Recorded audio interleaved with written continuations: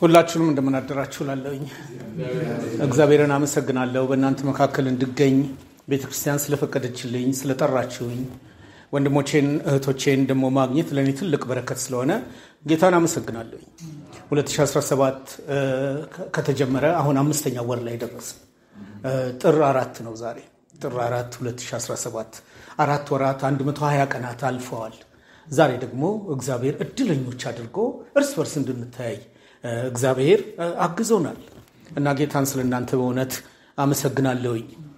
ከአመታት በፊት ከአንድ 20 ዓመት በፊት ኑሮዬን ለመደጎም መነን ከማስተምረው ማስተማር ስራ በተጨማሪ ማታ ማታ ካቴድራል ትምህርት ቤት ደግሞ አስተምር ነበር እና አባ መንቴ ቀጥረውኝ በማስተምርበት ሂደት ውስጥ አንድ ወቅት ላይ ግዕዝ ሞቷል ብዬ በመናገሬ ውዝግብ ተፈጥሮብኝ ነበር።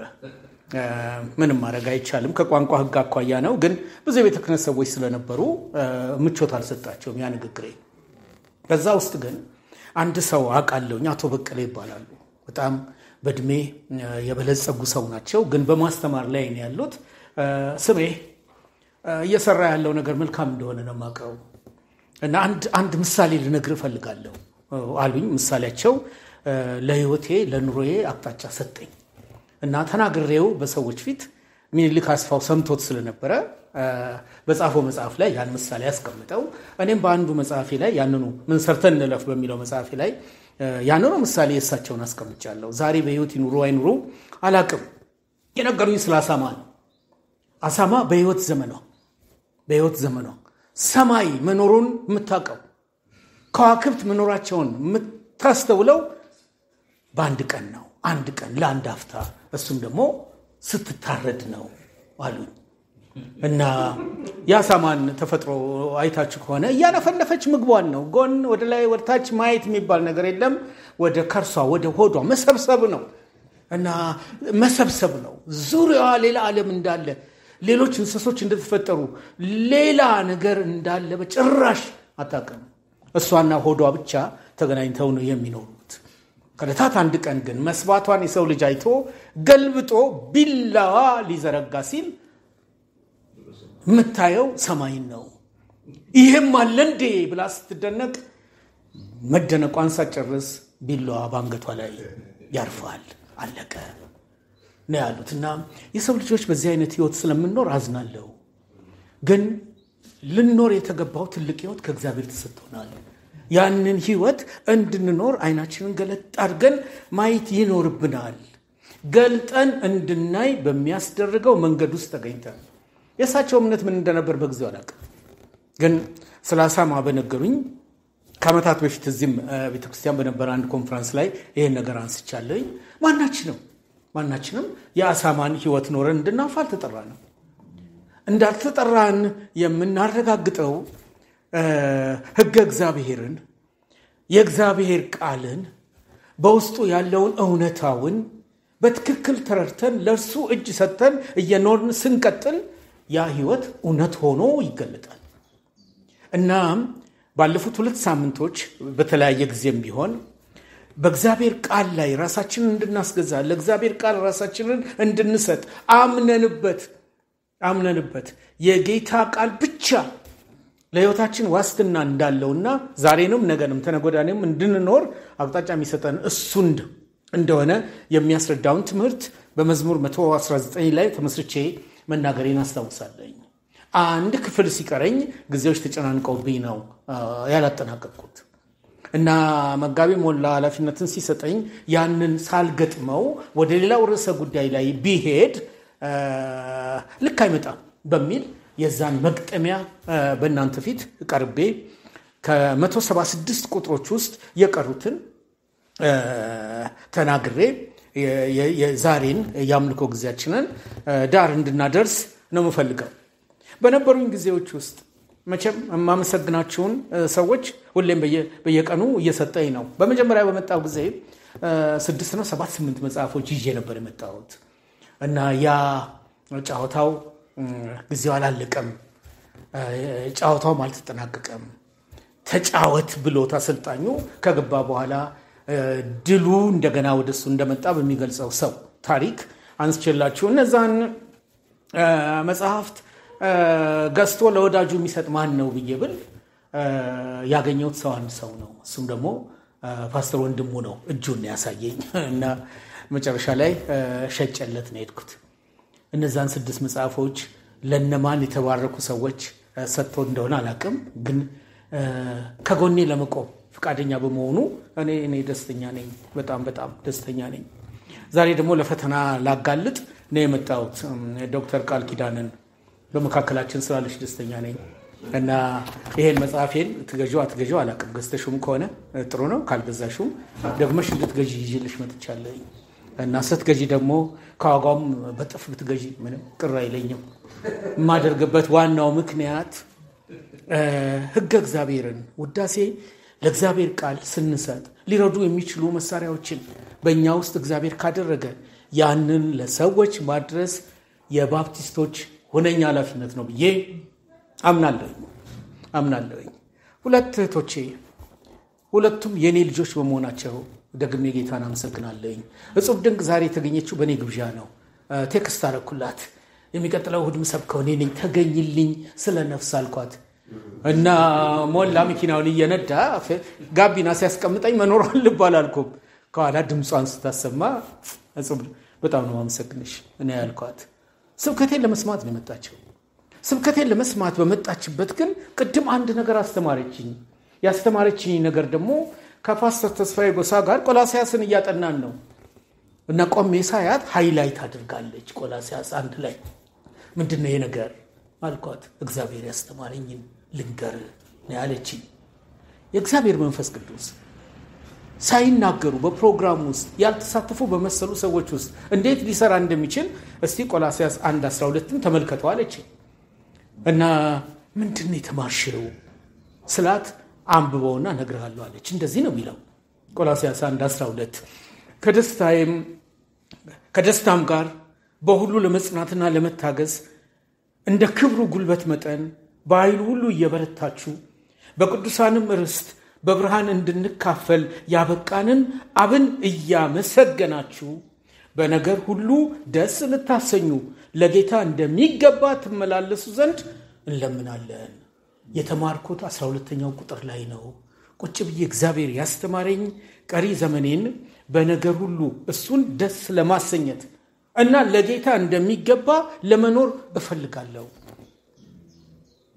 ለፓስተር ተስፋዬ ጎሳ ያልተነገረውም ድንገት ሃይላይት ባደረገችው ጉዳይ ላይ ነው እኔ የጠየቅኳት።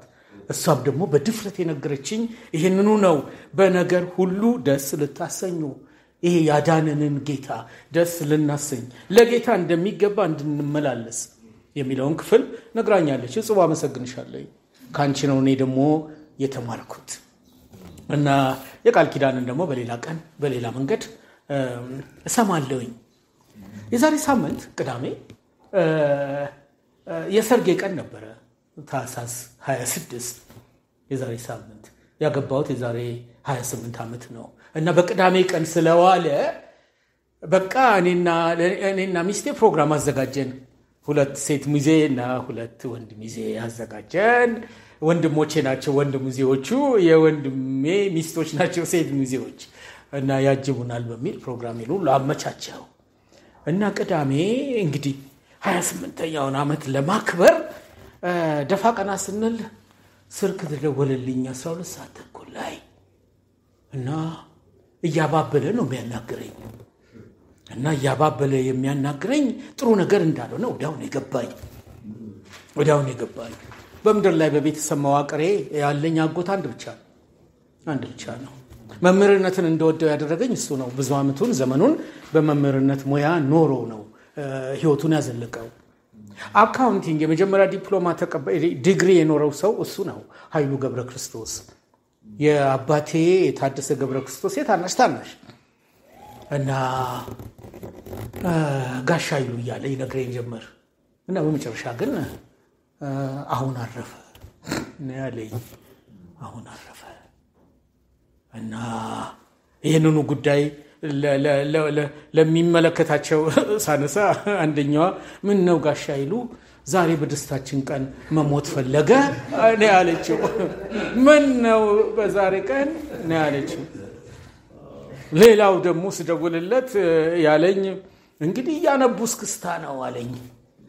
እያነቡስ ክስታ ለሱ እያነባው እንደገና ደግሞ 28ኛውን ዓመቴን ማክበር እንደሚቻል በሚመስል መንገድ ያዘንኩበት ሳምንት ነው ማለት ነው። የዛሬ ሳምንት በመካከላችሁ እንዳልገኝ የሆነው አጎቴ ያርፎ ነው። ከሱ ጋር በተገናኘ ነው። እንደነዚህ አይነት ግጥምጥሞሽ ሲመጣ እና ሲኖር ለየትኛው ነው ቅድሚያ የምንሰጠው? ባፕቲስቶችን የሚሞግት ጥያቄ ነው።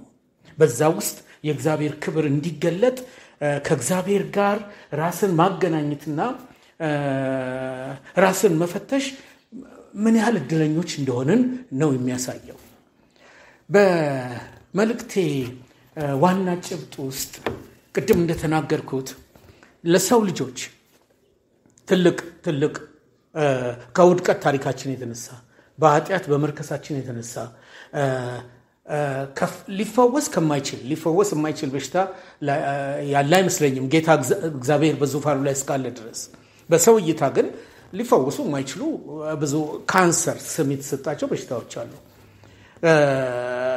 ከነሱ የከፋው በሽታ ግን መርሳት ነው። ስለዚህ ሁለቱን ሳምንቶች በውዳሴ ለሕገ እግዚአብሔር ባስተማርኩት ትምህርት ላይ እግዚአብሔር ባስተማረኝ ትምህርት ላይ እናንተ የምታስታውሷቸው ነጥቦች ምን ነበሩ የሚለውን እንደ አንድ አስተማሪ ልጠይቃችሁ ፈልጋለሁ። በሁለቱም ትምህርቶቼ ላይ የነበራችሁ እሱን ፍንጭ ሰጥቼ ሶስተኛውን አያያዥ ነገር አንስቼ መጨረስ ነው የምፈልገው። ይህን ጠዋት እግዚአብሔር እንዲረዳን አብረን እንጸልይ። አመሰግናለሁ ጌታ ሆይ፣ ጸጋን ያበዛህልኝ አንተ ነህ። ያዳንከኝ የጠራኸኝ አንተ ነህ። ስለ ቃል እንድናገር እንድመሰክር በወገኖቼ ፊት እንድቆም የረዳኸኝም አንተ ነህ። ወንድሞቼና እህቶቼም ከአንተነት የተነሳ ነው ቃልህን ተጠምተው ህብረትን ናፍቀው በአንድ ላይ እንድንሆን በዚህ ቦታ ላይ ከተለያየ ሩቅ ስፍራ አንተን መርጠው በዚህ የተገኙት። ሁላችንን አስተምረን፣ ሁላችንን ተናገረን፣ ሁላችንን አስደስተን፣ ሁላችን ልናደርግ የሚገባውን በቀሪ ዘመናችን እያደረግን እንድንዘልቅ አንተው ራስህ እርዳን። በኢየሱስ ክርስቶስ ያው ስም ወገኖቼ፣ በአንቺ ተሾመን እንዳነሳውላችሁ አስታውሳለሁ። እሷ ልጅ ባልና ሚስቱ የከረረ ጥል ውስጥ በገቡ ጊዜ አስታርቂን ሲሏት እሺ አስታርቃለሁ፣ ነገር ግን የእግዚአብሔር ቃል ይዤ መጥቼ በእግዚአብሔር ቃል አማካኝነት እሺ የምትሉ ከሆነ እመጣለሁ ነበር ያለችው። ቢያክቶመትም እሺ ብለዋት መታው መካከላቸው ተገኝታለች። የተለያየ አስተሳሰብ የተለያየ አመለካከት ያላቸው ሽማግሌዎች ባሉበት ያቺ ባንቺ ተገኝታ በዛ ቤተሰብ ውስጥ ትልቅ ድልን ይዛ መጣለች እና ያ ብጥብጥ ወደ ሰላም ተቀይሯል። ፍቺ ሳይሆን ጋብቻው ጸንቷል። ጸብ ሳይሆን እርቅ መጥቷል። ሰላም፣ ምህረትና ፍቅር በቤቱ ሰፍኖ አሁንም ቀጥሏል። የቀጠለበት ዋናው ምክንያት ግን ይዛ ሄደችው ሕጉን ስለነበረ ነው። ይዛ ሄደችው የእግዚአብሔርን ቃል ስለነበረ ነው። ይዛ ሄደችው የሚያስተራርቁ ብፁዓን ናቸው የሚለውን እውነት ይዛ ስለነበር ነው። እና ሰዎች እግዚአብሔርን እንዲያውቁት፣ እግዚአብሔርን እንዲያከብሩት፣ በእግዚአብሔር እንዲቆሙ የሚረዳ እውነት ለኛ ለክርስቲያኖች ሌላ የቀረን ምንም ሀብት የለም። ራሳችን ወርሰኑ ልናወርሰው የምንችለው ነገር ቢኖር ሕገ እግዚአብሔር ብቻ ነው። እና በዛ ሕገ እግዚአብሔር ውስጥ ራሳችንን እየፈተሽን እንድንኖር ዛሬም እግዚአብሔር ይረዳናል። ለዚህ ነው በዳዊት መዝሙር ውስጥ 119ኛውን ምዕራፍ 176 ቁጥሮችን የያዘውን እሱን የእግዚአብሔር ቃል ምንድን ነው፣ የእግዚአብሔር ቃል ለሕይወታችን እስከ ምን ጥግ ድረስ ይሄድልናል የሚለውን የሚያስረዳ ምዕራፍ አድርጎ ሰጥቶናል። ተጠያቂ ነን። አይተነዋል። እንደ አሳማው ድንገት አይደለም የበራልን። በሕይወት ዘመናችን እየመከርንበት እንድንቀጥል አድርጓል። ይህን 176 ቁጥሮች በሚያስገርም መንገድ በብዙ የዕብራይስጥ አልፋቤት ወይም ደግሞ ሆሄ ከፍሎት እንደነበረ በትምህርታችን ውስጥ አንስቼላችኋለሁ። ሳነሳ በተለይም ደግሞ በ119ኛው ምዕራፎች ውስጥ በዛን ጊዜ የእግዚአብሔር ቃል በቁጥር 55 ላይ ይህንን ቃል በጠዋት በቀትር በማታ ያነቡት ነበር የሚለውን ትኩረት ሰጥተናል። ትኩረት እንድንሰጥ ያደረገን እግዚአብሔር በቁጥር 55 ላይ እግዚአብሔር ሆይ በሌሊት አስብሃለሁ፣ ሕግህንም እጠብቃለሁ፣ በእኩለ ሌሊትም ላመሰግንህ እነሳለሁ። ይሄ ኃይለ ቃል ነበረ መነጋገሪያችን። የእግዚአብሔር ቃል በ24 ሰዓት የሰዓት አውድ ውስጥ ነው የሚዞረው። ራሳችን ነጥለን ረፍት የምንወስድበት ምንም የህይወት ዘርፍ የለም። 24ቱም ሰዓት፣ 7ቱም ቀናት፣ 4ቱም ሳምንታት፣ 12ቱም ወራት አውዳቸውን የሚያቀጣጥሉት በዚህ ሕያው ቃል ውስጥ ነው። እግዚአብሔር ሆይ በሌሊት አስብሃለሁ፣ ሕግህንም እጠብቃለሁ፣ በእኩለ ሌሊትም ላመሰግንህ እነሳለሁ በሚል በዛው ውስጥ ነው። ቁጥር 97 አቤቱ ሕግ ምንኛ ወደድኩት፣ ቀኑን ሙሉ አሰላስለዋለሁ በሚል የተገለጠው ቀኑን ሙሉ ማሰላሰል። ቀኑን ሙሉ ማሰላሰል ዶግማ በሆነ መንገድ የእግዚአብሔርን ቃል ብቻ ሳላቋርጥ ላስተውል ማለት አይደለም።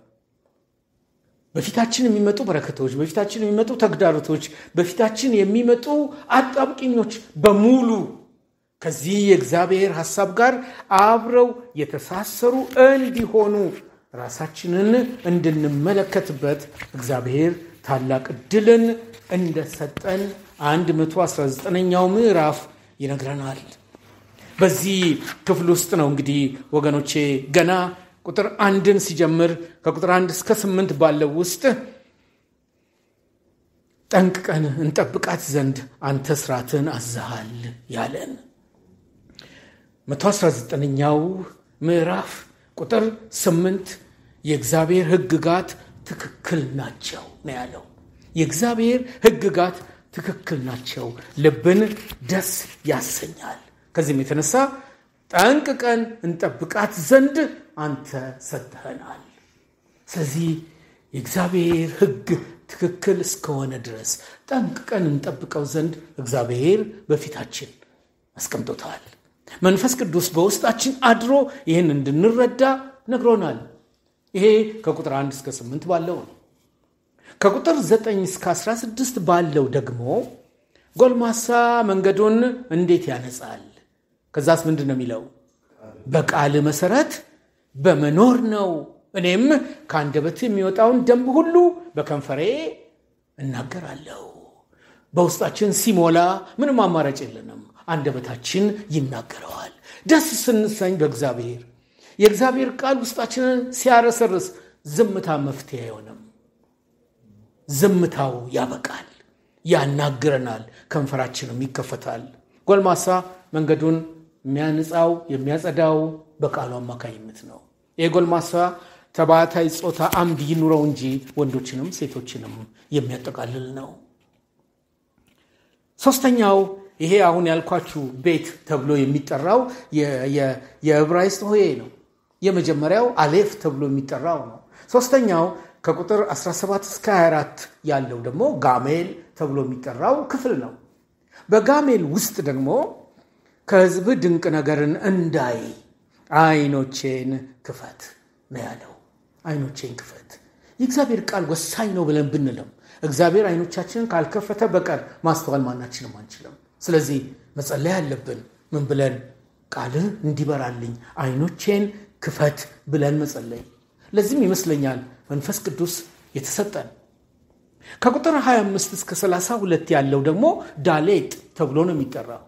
ዳሌጥ በዛ ውስጥ ደግሞ እግዚአብሔር በቁጥር 30 ላይ ያስቀመጠው የእውነትን መንገድ መርጫለሁ፣ ሕግህንም ፊት ለፊቴ አድርጌዋለሁ፣ ልቤን አስፍተህልኛልና በትእዛዛትህ መንገድ እሮጣለሁ ነው የሚለው። ሕግህን ፊት ለፊቴ አድርጌያለሁ። የእግዚአብሔርን ሐሳብ ቅድሚያ መስጠታችንን ነው የሚፈትሽብን። ከፊት ለፊታችን ቀዳሚ አንድ ሆኖ ሊቆጠር የሚችለው እሱና እሱ ብቻ መሆኑን ነው የሚያስረዳው። ከዛ ቀጥሎ ከቁጥር 33 እስከ 40 ያለው ክፍል ሄ ተብሎ ነው የሚጠራው። መጽሐፍ ቅዱሳችሁን ስታዩ ያን ሆዬ ነው የሚጠቀመው። በዛ ውስጥ ቁጥር 34 ሕግን እንድንጠብቅ በፍጹም ልቤም እንድታዘዘው ማስተዋልን ስጠኝ ነው የሚለው። ማስተዋልን ሲሰጠን ነው ወገኖቼ ሕጉን ለመጠበቅ አቅም የሚኖረን። ስለዚህ ደካማ መሆናችንን ተረድተን እግዚአብሔር ማስተዋል እንዲሰጠን፣ ውሳኔያችን ከሱ ሐሳብ ጋር የተጣጣመ እንዲሆን፣ ጥፋት አጥፍተን ቢሆን ለመመለስ ቅርብ እንድንሆን የእግዚአብሔር ማስተዋል ከኛ ጋር እንዲሆን ሕጉን እንድንጠብቅ እንዲያግዘን ይሄ ክፍል ይነግረናል። ሕጉን ቃሉን በሚያስደንቅ ሁኔታ እየገመደ የእግዚአብሔር ቃል በዚህ አይነት መንገድ ይዞልን መጥቷል።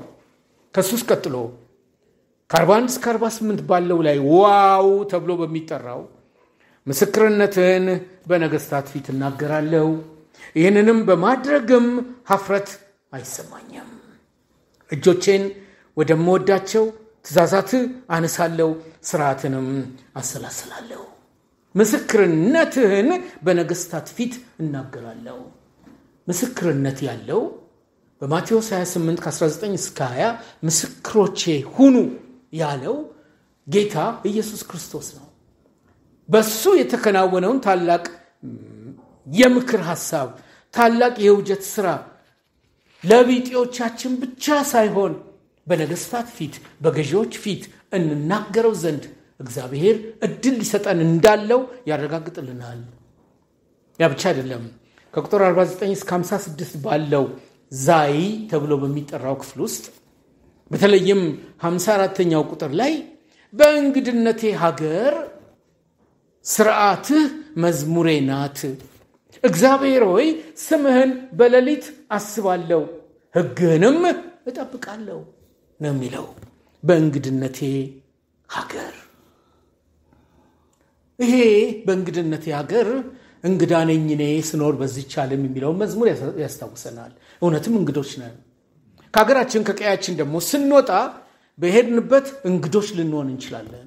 በተለይ ከበቀልንበት ተነቅለን ሌላ ቦታ ስንተከል ለመኖር ስንገደድ የዛን ጊዜ መዝሙራችን ሊሆን የሚገባው የእግዚአብሔር ሐሳብ ካልሆነ በቀር ተስፋችን ሙሽሽ ነው የሚለው፣ ሞታችንም ቅርብ ነው የሚሆነው። ሞተን በአካል ባንታይ እንኳን በቁማችን የሞት ጉዞ ውስጥ ነው የምንገባው። የሚያተርፈን ሕጉ ነው፣ የሚያተርፈን ቃሉ ነው፣ የሚያጸናን የእግዚአብሔር ሐሳብ ብቻ ነው። ያው እውነት እያደገ ሄት ተብሎ በሚጠራው ከ57 እስከ 64 ባለው ቁጥርም ውስጥ በሌላ አቅጣጫ እንዲህ ደግሞ ተገልጿል። የክፍሉ መጠሪያ ሄት ተብሎ በተጠራው ውስጥ ቁጥር 57 እግዚአብሔር እድል ፋንታዬ ነው፣ ቃልህን ለመታዘዝ ቆርጫለሁ። እግዚአብሔር የተመሰገነ ይሁን። ይሄ እኔ በሚል አምድ ነው የተሰራው። የአማርኛ አስተማሪ ሆኜ ህይወቴን ስመራ አንደኛ መደብ በጣም ትርጉም ይሰጠኛል። እኔ እና እኛ ተጠያቂ ለራስ የማድረግ አቅምን የሚፈጥር ነው። እኔ ብዬ የምናገር ከሆነ በእኔ ላይ ነው ሁሉ ነገር የሚከናወነው።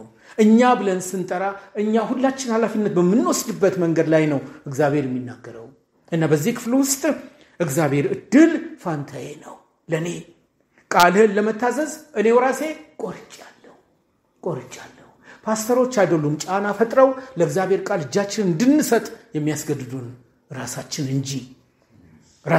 እንጂ ያንን ራሳችን እንድናደርግ 119ኛው ምዕራፍ በዚህ መንገድ ይነግረናል። ወገኖቼ ቁጥር 65 ከ72 ያለው ጤት ተብሎ የሚጠራው የዕብራይስጥ ፊደል በ71ኛው ቁጥሩ ላይ ሥርዓትህን እማር ዘንድ በመከራ ውስጥ ማለፌ መልካም ሆነልኝ፣ ከአእላፋት ብርና ወርቅ ይልቅ ካፍህ የሚወጣው ሕግ ይሻለኛል። ዛሬ ከወገኖቼ መለኪያ ብዙ አለ ለሰው ልጅ ሰውን ከሰው ለመለየት። ጎረቤት ከጎረቤት የሚለይበት ብዙ አማራጮች አሉት። አንዱ ከሌላው የላቀ መስሎ ለመታየት በኢትዮጵያ ምድር ውስጥ ዘርም ትልቅ ቦታ ተሰጥቶታል፣ ሀብትም ብዙ ቦታ ተሰጥቶታል። ብዙ ነገሮች ሰውን ከሰው እንዲለይ ሆነው ተሰርተዋል። ያ የመጣው ከኃጢአት ውድቀት የተነሳ ነው። ከጠዋት ትምህርታችን የተነሳ ሰማይና ምድርን ያስታርቀው አይሁድንና አሕዛብን ያስታረቀው ጌታ ግን ቀድሞ በብሉይ ኪዳን ውስጥ ያስቀመጠልን ትልቅ መገለጥ ይሄ ነው። ሥርዓትህን እማር ዘንድ በመከራ ውስጥ ማለፌ መልካም ሆነልኝ፣ ከአላፋት ብርና ወርቅ ይልቅ ካፍ የሚወጣው ሕግ ይሻለኛል። ይሄ ብቻ ይለካን ወገኖቼ። እሱ ነው የሚሻለው፣ እሱ ነው ሊያኖረን የሚገባው። ከቁጥር 73 እስከ 80 ያለው ምን ነበር የሚለው? ዮድ ተብሎ የሚጠራው። በዚህ ዮድ በሚለው ፊደል ሆቴሎች ተከፍተው አይቻለሁ አዲስ አበባ ላይ። ምክንያታቸውም ከዚሁ ጋር ነው የተገናኘው። ጥሩ ነው። ዮድ ሚስጥሩን ከገለጡት ለሰው ልጆች ይጠቅም ይሆናል። በዮድ በተባለው ክፍል ውስጥ 78ኛው ቁጥር እብሪተኞች ያለ ምክንያት በደል አድርሰውብኛልና ይፈሩ፣ እኔ ግን ትእዛዛትን አሰላስላለሁ። ለጥቃት የተጋለጥንን በእብሪተኞች እኛ ወንጌላውያን ክርስቲያኖች፣ ዳግም የተወለድን ክርስቲያኖች፣ የበራልን እኛ፣ የሰይጣንን ኃይል ያወቅን፣ አዳማዊ ባህሪያችን ታጋያችን እንደሆነ የተረዳን፣ የዓለም ሲስተም ነገሮችን ሁሉ እያባከነ መሆኑን ያስተዋልን እኛ መከራ ይደርስብናል። በመከራም ውስጥ ነን ያለነው እንደ እውነቱ ከሆነ። ይሁን እብሪተኞች ያለ ምክንያት በደል ሊያደርሱብን ይችላሉ። ልክ ነው፣ ያለ ምክንያቱም ነው በደል የሚያደርሱብን። ነገር ግን እነሱ ያፍራሉ። እንዴት ነው የሚያፍሩት? በሰላም ተደላድለን በመኖራችን። የእግዚአብሔር ቃል አድርሰውብኛልና ይፈሩ ካለ በኋላ እኔ ግን ትእዛዛትህን አሰላስላለሁ። እግዚአብሔር ሲገልጥልን ስናስተውል እንዴት አይነት አስደናቂ የህይወት አኗኗር ውስጥ እንደምንገባ ይነግረናል። ይሄ እውነት ወገኖቼ በአንድ ጀምር አይመጣም። ይሄ ሐሳብ በእኛ ውስጥ በአንድ ቀን የኛ ሆኖ አይገኝም። ራሳችንን ሰተን ሌትና ቀን ከእግዚአብሔር ሐሳብ ጋር ስንጣጣም የምናገኘው ድላችን ነው። ካፍ ተብሎ በሚጠራው 119ኛው ምዕራፍ ከ81 እስከ 88 ባለው ውስጥ ቁጥር 83 መቼ ታጽናናኛለህ ነው የሚለው ዘማሪው። መቼ ታጽናናኛለህ እያልኩ ዓይኖቼ ቃልህን በመጠባበቅ ደከሙ። ጢስ የጠጣ የወይን አቁማዳ ብመስልም ስርዓትህን አልረሳም። ወገኖቼ ጸሐፊው በሐዘን በችግር በመከራ ውስጥ እንኳን ስንሆን በአጠገባችን በርቱ የሚል ሰው ሲታጣ የማይታጣው ስርዓትን በማወቅ ያረሳነው እውነት ከኛ ጋር መሆኑን ስናረጋግጥ ነው። እግዚአብሔር ብቻ በአጠገባችን ሲገኝ ያጽናናናል። እግዚአብሔር ብቻ የኛ ሀብት መሆኑን ስናስተውል በቃሉ ውስጥ ህይወታችን ይለወጣል። ከብዙ ወገኖች ጋር ስንነጋገር ወቅቱ የፈተና ጊዜ እንደሆነ እና እያንዳንዳችን በትግል ውስጥ እያለን እየተናገርን ያለነው። እኔም በትግል ውስጥ ነው ያለሁት። በብዙ ተግዳሮት ውስጥ ነው ያለሁት። በብዙ ተግዳሮት ውስጥ ባለውበት ህይወት ውስጥ እግዚአብሔርን እና ህጉን ሳስተውል ብቻ ልጽናና እችላለሁ።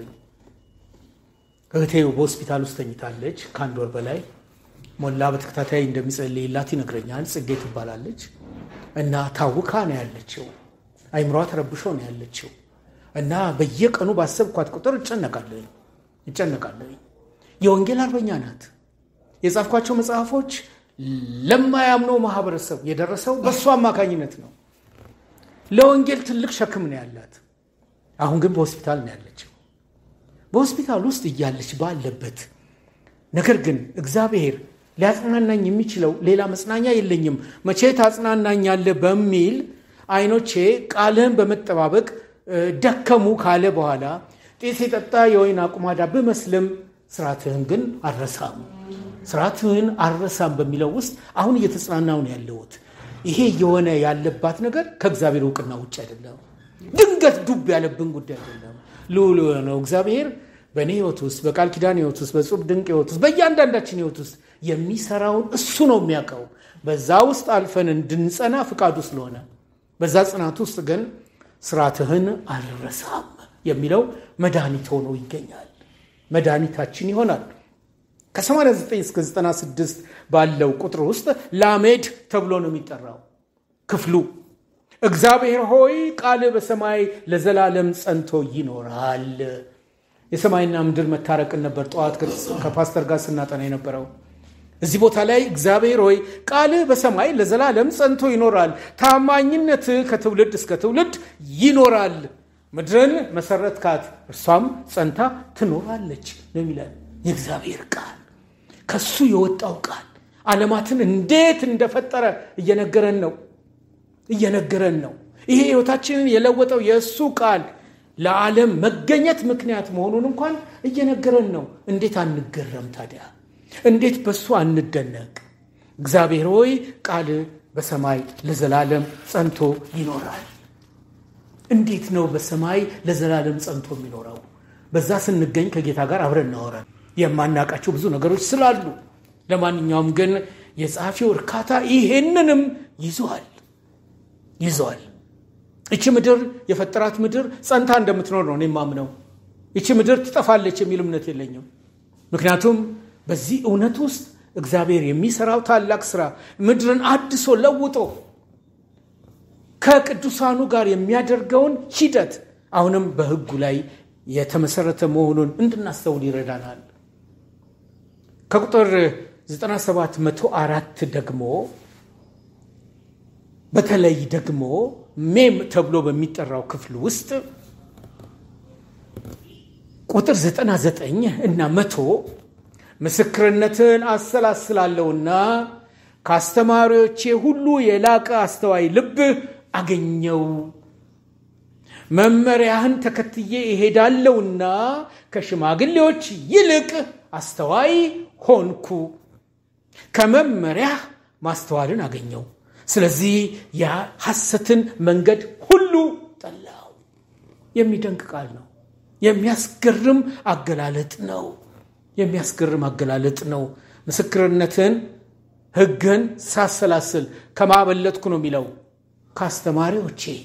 ከአስተማሪዎቼ ሁሉ የላቀ አስተዋይ ልብ አገኘው። አልፎ ከሽማግሌዎችም ይልቅ አስተዋይ ሆንኩ ነው የሚለው። አንዳንዴ ከልጆቻችን ጋር ስንነጋገር ልጆቻችን የላቀ አስተዋይ ሆነው አገኛቸዋለሁ። ቅድም ለሞላ ስነግረው ነበረ ስለ ልጆቼ እና ቻሌንጅ እንዳደረጉኝ አሉ እና ይሄንን መቋቋም እኔ ላስተምራቸው ሞከር ቁጥር የኔ አስተማሪ መሆናቸውን ማስተውለው ግን የእግዚአብሔር ቃል ብርሃን በእነሱ ሕይወት ውስጥ እንዴት እየሰራ ሳይ።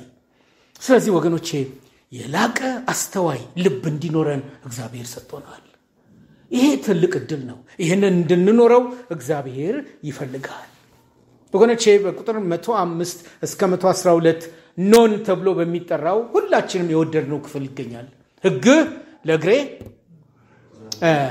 ለእግሬ መብራት ለመንገዴም ብርሃን ነው። ሕግህን አስተምረኝ፣ ትእዛዛትህን ለዘላለም እስከ ወዲያኛውም ለመፈጸም ልቤን ወደዚያው አዘነብላለሁ ነው የሚለው። ብዙ ሰባኪዎች ሁላችንም ይህን ክፍል እንወደዋለን። በየቤተ ክርስቲያናችንም ላይ እንጽፈዋለን። ሕግ ለእግሬ መብራት ለመንገዴም ብርሃን ነው። ብዙ የተሰበከበት ክፍል ስለሆነ አልፌ ነው የምሄደው። ሳምኬት ተብሎ የሚጠራው ከቁጥር 113 እስከ 120 ያለው ክፍል መነሻውን ቃል ያደረገው መንታ ልብ ያላቸውን ጠላው፣ ሕግህን ግን ወደድኩ፣ የአምላክን ትእዛዛት እጠብቅ ዘንድ ክፉ አድራጊዎች ከእኔ ራቁ ነው የሚለው። መንታ ልብ ያላቸውን ጠላው። መንታ ልብ ሌላ የተለየ ትርጉም የለውም። ያዕቆብ በጣም ጥሩ አድርጎ ነው የሚናገረው። የሚጠራጠር ሰው በንፋስ እንደሚገፋና እንደሚናወጥ የባህር ማዕበል ነው። ያ ሰው ከጌታ ስንት ነገር ያገኛል? አንዳች ነገር አገኛለሁ ብሎ አያስብ።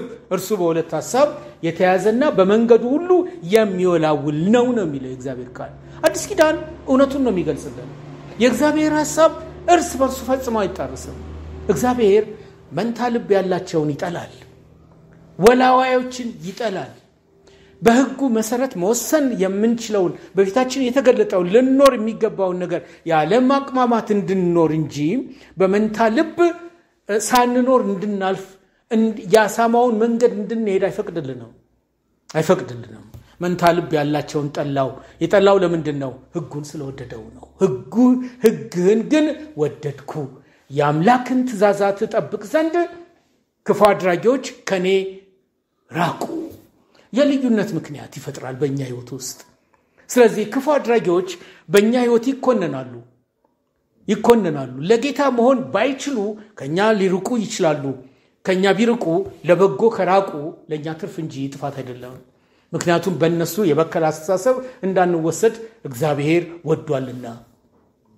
ወገኖቼ ከ121 እስከ 128 ባለው ውስጥ ኤ ተብሎ በሚጠራው ክፍል ቁጥር 125 ላይ ለባሪያ እንደ ምሕረት መጠን አድርግ፣ ሥርዓትህንም አስተምረኝ፣ እኔ ባሪያ ነኝ፣ ምስክርነትን አውቅ ዘንድ ማስተዋልን ስጠኝ ነው የሚለው። ይሄ በአዲሱ ትርጉም ባሪያ የሚለው አገልጋይ በሚል ተተርጉሟል። አገልጋይ ባይባል ይሻላል። ባሪያ በሚል ቢዘልቅ ነው የሚሻለው።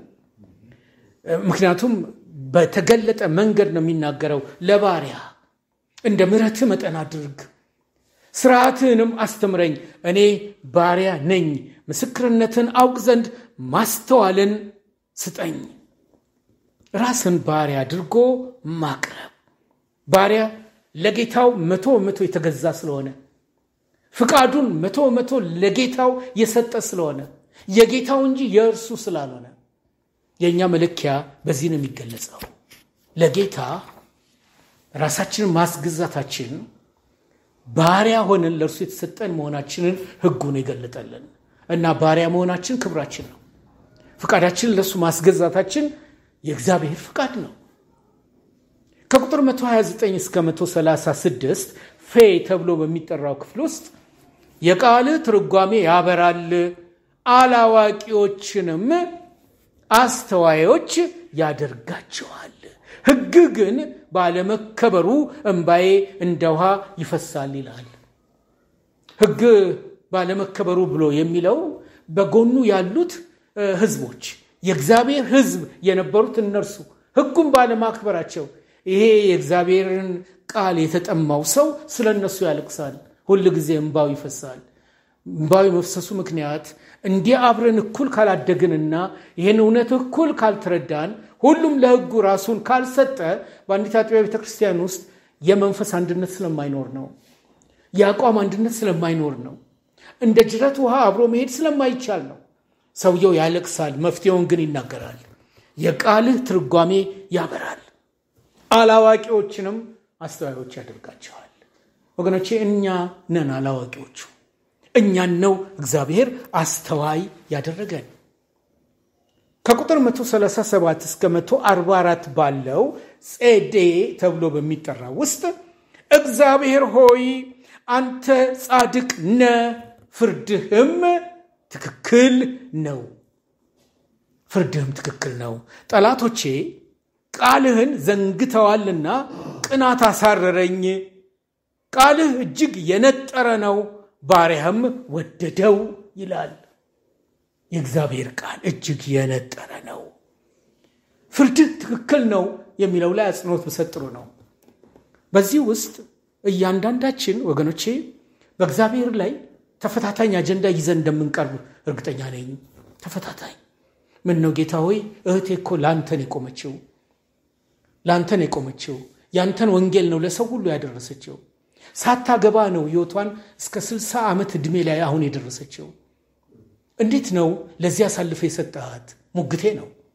ይሄን የመሰሉ የተለያዩ ፈተናዎች ይቀርባሉ በሰው ሕይወት ውስጥ። እንዴት ሊሆን ቻለ ብለን የምንለው ለምን በዚህ መንገድ እየሄድኩ በእኔ ላይ ለምን የሚል ጥያቄ እያንዳንዳችን የምናነሳበት ጊዜ አለ። ይህን መጠየቃችን ብርቅ አይደለም። እንደ እውነቱ ከሆነ ከኛ ቀድሞ የነበሩትም ሰዎች ጠይቀዋል። ዮናስ እኮ የኮበለለው ያለ ምክንያት አይደለም። እኔ ሄጄ ተመለሱ ካልክ በኋላ ትምራለህ፣ ቃልህን ትቀይራለህ፣ አንተ አካሄድ ልክ አይደለም ብሎ ነው። እንዴት ልመንህ ብሎ ነው። ኤርምያስ እኮ እግዚአብሔርን ከሶታል። ኤርምያስ ክስ መሰርታለሁ ብሏል። ይሄንን ክፍል ታውቁታላችሁ ብዬ ተስፋ አደርጋለሁ። ክስን መስርቼ ካንተ ጋር ልከራከር ብሏል ኤርምያስ። በኋላ ግን ሲጨርስ አንተ ትክክለኛ ሆነ ትገኛለህ ብሎ ነው የደመደመው እንጂ ፋይል ከፍቶበታል። በእግዚአብሔር ላይ ፋይል ከፍቷል፣ ክስ መስርቷል። በኋላ ግን አንተ ጻድቅ ሆነ ትገኛለህ ነው ያለው። ዕንባቆምም ክስ መስርቷል። ዕንባቆም ያለውን ዕንባቆም በምታጠኑበት ጊዜ እዚህም ላይ የዕንባቆም ክፍል ተጽፎ ቅድም አይቻለሁኝ። ዕንባቆምም በእግዚአብሔር ፍርድ ላይ ጥያቄ አንስተዋል እና ብርቅ አይደለም። ነገር ግን አንድ ነገር እናስተውል። እግዚአብሔር ሆይ አንተ ጻድቅ ነህ፣ ፍርድህም ትክክል ነው። ጠላቶቼ ቃልህን ዘንግተዋልና ቅናት አሳረረኝ። ቃልህ እጅግ የነጠረ ነው፣ ባሪያም ወደደው። ስለዚህ ጉዳይን ከእግዚአብሔር ቃልና ሐሳብ ጋር እንዴት እንደሚገጣጠም ማስተዋል ነው ያለብኝ። በእኔ ሕይወት ውስጥ፣ በማስረሻ ሕይወት ውስጥ፣ በዓለማየሁ ሕይወት ውስጥ፣ በእስራኤል ሕይወት ውስጥ፣ በእያንዳንዳችን ሕይወት ውስጥ የሚከናወኑ ክንውኖች በየጊዜው ጥያቄ ይፈጥራሉ። እንዴት እንላለን። ግን ወገኖቼ አንሳሳት። የእግዚአብሔር ፍርድ ትክክል ነው። እግዚአብሔር ጻድቅ አምላክ ስለሆነ የፍርዱን ትክክለኝነት ግን የምናውቀው ፊልሙ ሲያልቅ ሊሆን ይችላል። እስከዛ ግን መታገስ አለብን። ለትዕግስት የሚያበቃን እግዚአብሔር ነው። ወደ ማጠቃለያ እየደረስኩ ነው። ከቁጥር 145 እስከ 152 ባለው ክፍል ቆፍ ተብሎ በሚጠራው የዕብራይስጥ ፊደል ትረዳኝ ዘንድ ሳይቀድ ተነስቼ እጮሃለሁ፣ ቃልህንም ተስፋ አደርጋለሁ። ቃልህን አሰላስል ዘንድ ዓይኔ ሌሊቱን ሙሉ ሳይከደን ያድራል ነው የሚለው። እንዴት አይነት አስገራሚ አገላለጽ ነው። ትረዳኝ ዘንድ ሳይቀድ ተነስቼ እጮሃለሁ፣ ቃልህንም ተስፋ አደርጋለሁ። ቃልህን አሰላስል ዘንድ ዓይኔ ሌሊቱን ሙሉ ሳይከደን ያድራል። ሳይቀድ ለጸሎት ስንቶቻችሁ መነሳት ትችላላችሁ? እኔ አይሆንልኝም። ሳይቀድ እኮ ከሌሊቱ 10 ሰዓት ማለት ነው። 10 ሰዓት ተኩል 11 ሰዓት እኮ ማለት ነው። ያኔ ነው እንቅልፍ የሚጣፍጥ። ያኔ ነው ጥሩ ቅዠትም መጥፎ ቅዠትም አብሮ የሚመጣው። ያኔ ነው ተሳስረን ካልጋችን መውጣት የሚቀፈን። ነገር ግን ይህን ያሸነፈ አቅም አለ። ያ አቅም ሳይቀድ ለጸሎት ለመነሳት አቅምን የፈጠረልን ቃሉ ነው። ቃልህን ተስፋ አደርጋለሁ፣ ቃልህን አሰላስል ዘንድ ዓይኔ ሌሊቱን ሙሉ ሳይከደን ያድራል ነው የሚለን። እግዚአብሔር የሚመክረን በእግዚአብሔር ሕያው ቃል ውስጥ እንዴት አይነት ድንቅ እውነት ለእኛ እንድትሰጠን ነው። ለእያንዳንዳችን ሰበብ ልናደርግ የምንችልበት ምንም ነገር እንደሌለ ከእጃችን ያለውን ሁሉ እያስጣለን ነው። በትምህርታችን ውስጥ ከ153 እስከ 160 ባለው ሬስ ተብሎ በሚጠራው ክፍል ውስጥ የሚያሳድዱን ጠላቶቼ ብዙዎች ናቸው፣ እኔ ግን ከምስክርህ ዘወር አልልም። ቃልህን አይጠብቁምና ከዳተኞችን አይቼ እርቃቸዋለሁ ወይም አርቃቸዋለሁ ነው የሚለው።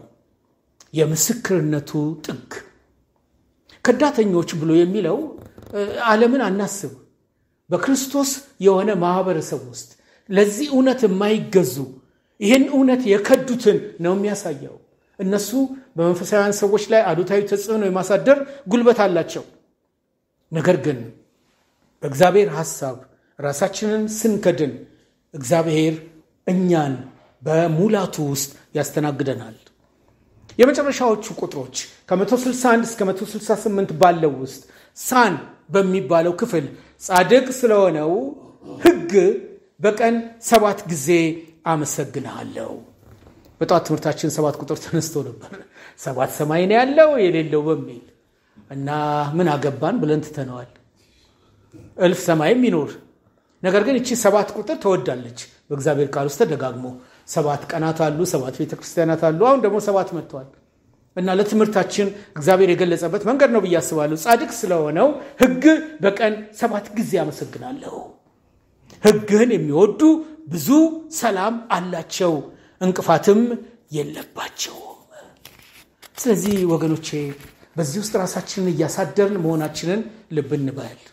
ስጨርስ ስደመድም ከ169 እስከ 176 ባለው ታው ተብሎ በሚጠራው ክፍል ውስጥ ትእዛዛትህን መርጫለሁና እጅህ እኔን ለመርዳት ዝግጁ ይሆን፣ አመሰግን ዘንድ በሕይወት ልኖር፣ ሕግም ይርዳኝ ነው የሚለው። እዚህ ጋር ቆም ብንል ጥሩ ነው። ጸሐፊው አንድ ነገር ይለምናል። ትእዛዛትህን መርጫለሁና እጅህ እኔን ለመርዳት ዝግጁ ይሁን፣ አመሰግን ዘንድ በሕይወት ልኑር። እድሜ መለመን ጥሩ ነው እንዴ? ለካ በህይወት አኑረኝ ማለት ለካ አስፈላጊ ነው እንዴ? አዎ ወገኖቼ አስፈላጊ ነው። ለምን አይነት ሰዎች? በህጉ ለመኖር ለወሰኑት ሰዎች። በህጉ ለመኖር የወሰነው ሐዋርያው ጳውሎስ ይሄንኑ ጸሎት ነው የጸለየው።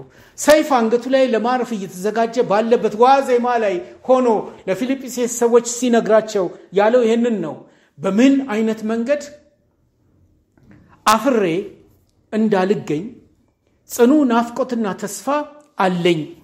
ነገር ግን እንደ ወትሮው ሁሉ ዛሬም በህይወትም ሆነ በሞት ክርስቶስ በስጋዬ እንዲከብር ሙሉ ድፍረት ይኖረኛል። ለኔ መኖር ምንድነው አለ? ክርስቶስ ነው፣ ሞትም ማትረፍ ነው። ነገር ግን የትኛውን እንደምመርጥ አላቅም። እውነተኛ በህጉ የተሞሉ ሰዎች መምረጥ ይቸገራሉ ወገኖቼ፣ ይቸገራሉ። መምረጥ ይቸገራሉ። የቱን እንደምመርጥ ተጨንቄያለሁ ነው የሚለው። የትኛውን እንደምመርጥ አላቅም። በእነዚህ በሁለቱ እጨነቃለሁ። ሊሄድ ከክርስቶስም ጋር ለሆን እናፍቃለሁ። በሞት ይሻለኛል፣ ወደ ጌታ ብሄድ ይሻለኛል። በእውነትም ይሻለዋል።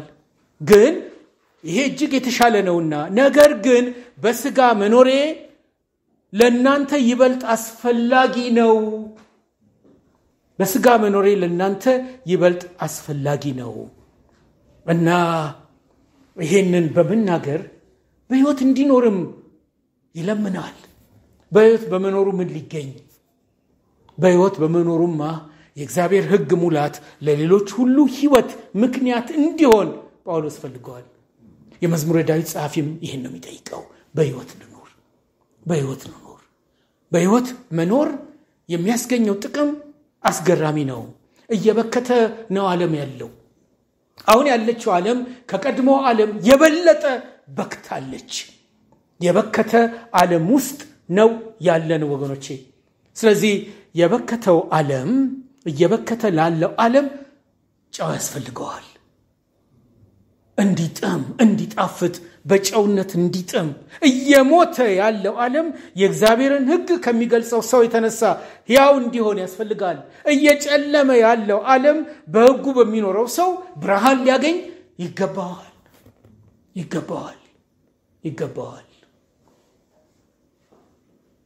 አዲስ እጹብ ድንቅን ያሳደገች እህት ናት።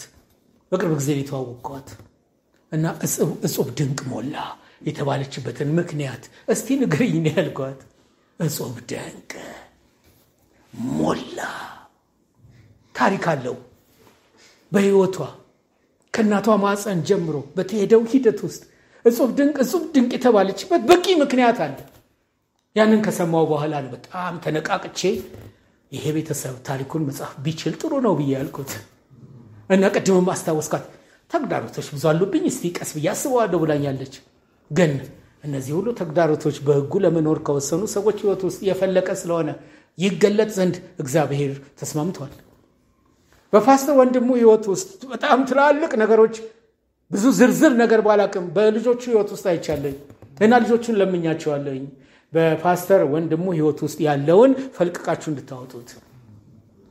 ፓስተር ተስፋዬ ጎሳ በቅርቡ 75ኛ ዓመቱን ያከብራል። ቀኑን ሲነግረኝ ነበር። በዚህ በ75 ዓመት ጉዞዎች ውስጥ ትቶልን የሚሄደውን ነገር ዘመን በማይሽር መንገድ ማስቀመጥ አስፈላጊ ነው ብዬ አምኛለሁኝ። እኔም እስራኤልም ቃል ኪዳንም ማስረሻም አለማየሁም በዚህ ያለን ሁላችን በህይወት እንድንኖር ያስፈልጋል። ለምንድን ነው የምንኖረው?